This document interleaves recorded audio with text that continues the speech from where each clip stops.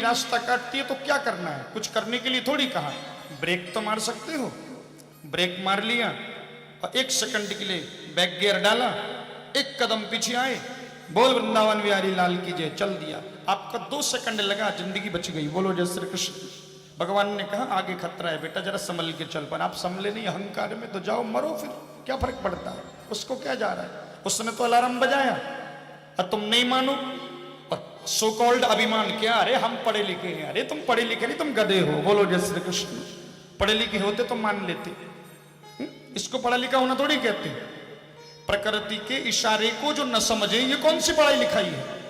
पढ़े लिखे तो तब होते जब तुम समझ लेते, बोले हाँ भाई एजुकेटेड है, भगवान की बात मान लिया। और जो भगवान की बात न माने वो कौन सा पढ़ा लिखा है। तो एक शब्द बना, अरे साहब ये हिंदू लोग ना अंधविश्वासी होते हैं। एक होता है विश्वास, एक होता अंधविश्वास। जरा अंधविश्वास किसे कहते हैं, जो विश्वास अंधा हो। विश्वास कौन है, विश्वास है भगवान शंकर। श्रद्धा विश्वास स्वरूपिणम, रामायण का मंगलाचरण करते हो, रामचरितमानस पढ़ते हो, उसमें श्रद्धा विश्वास स्वरूपिणम। श्रद्धा कौन, माता पार्वती, भगवती को श्रद्धा और भगवान शंकर को विश्वास। तो क्या भगवान शंकर आपको अंधे नजर आते हैं। दुनिया में जितने धर्म हैं, मैं नाम किसी का नहीं लूंगा, हर धर्म में विश्वास अंधा होता होगा, मुझे नहीं पता, लेकिन माफ करना, हमारे धर्म का विश्वास अकेला है पूरे विश्व में जिसको एक्स्ट्रा 1 आंख मिला है। यानी और धर्म के 2 आंखें हैं तो हमारे धर्म के 3 हैं। बोलो जय श्री कृष्ण। 1 एक्स्ट्रा आई है, यानी चमड़ी की आंख तो है ही, साथ में अंतर मन की चक्षु, ज्ञान चक्षु एक्स्ट्रा है। तो जिस धर्म के विश्वास का 1 आंख एक्स्ट्रा हो, उस धर्म में अंधविश्वास हो कैसे सकता है बताओ।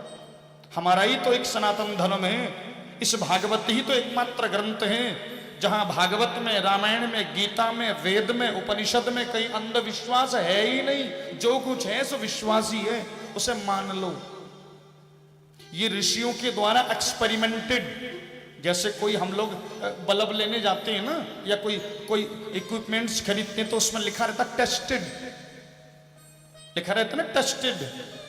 तो ऐसे हमारे जितने श्लोक हैं वो सब एक्सपेरिमेंटेड। बोलो जय श्री कृष्ण।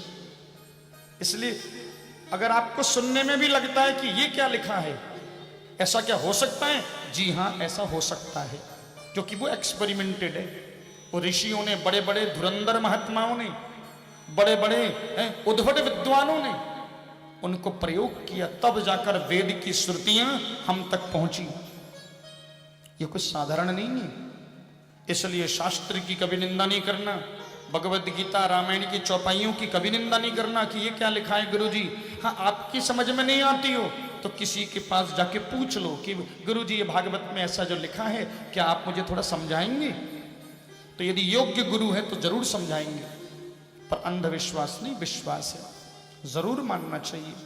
कुछ बातें जिन्हें आप लोग टोटका कहते हैं, वास्तव में वो टोटका नहीं होता। बड़े बड़े जो हमारे पूर्वज लोग थे, ऋषि मुनि थे, वो शास्त्र की बातों को दूसरे रूप में बोलते थे। तो दूसरे रूप में बोलने के कारण, घुमा के बोलने के कारण सुनने में लगता है कि वो टोटका है।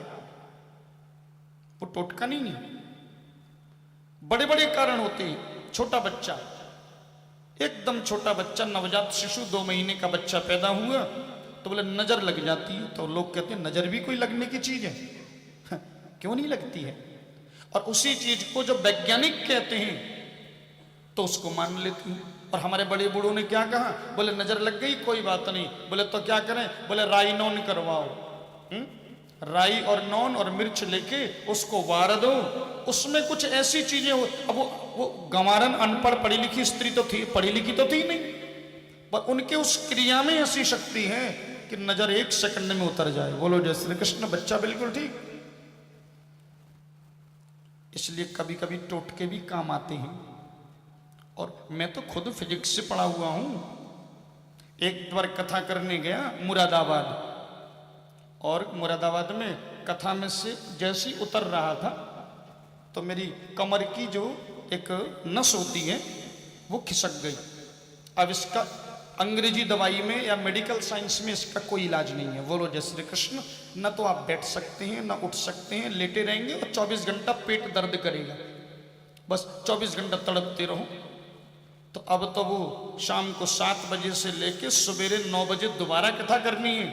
रात भर सोए नहीं और मेरे पास 1 दर्जन डॉक्टर आए और चले गए, पर मैं तड़पता रहा, कोई फर्क नहीं पड़ा। सारे पेन किलर फेल, कुछ नहीं हो सकता। उसके बाद में एक 80 साल की बूढ़ी वहां थी, उसने कहा अरे लल्ला कहाँ हो गया? बोले अम्मा पता नहीं। अरे ये कोई बीमारी थोड़ी है। बोले तो अरे राम राम राम, मुझे सवेरे बताया, रात भर मुझे लल्ला कहती है, रात भर हमारे लल्ला जी रोते रहे, कष्ट पाते रहे, मुझे बताया ही नहीं। अरे राम राम राम, ये तो इसकी दवाई की जरूरत ही नहीं है। तो बोले अम्मा क्या? बोले ये देखो उल्टा पैदा कौन हुआ, पता करो। तो वहां पता किया तो मुरादाबाद से लगभग 40 किलोमीटर दूर मेरा अपना ससुराल भी है, रामपुर। पता करते करते करते करते 12 साल की लड़की मिली। बोले ये लड़की उल्टा पैदा हुई है, तो इसको हम लेके आए। वो लड़की आई और आते कहा अच्छा रिश्ते में वो दूर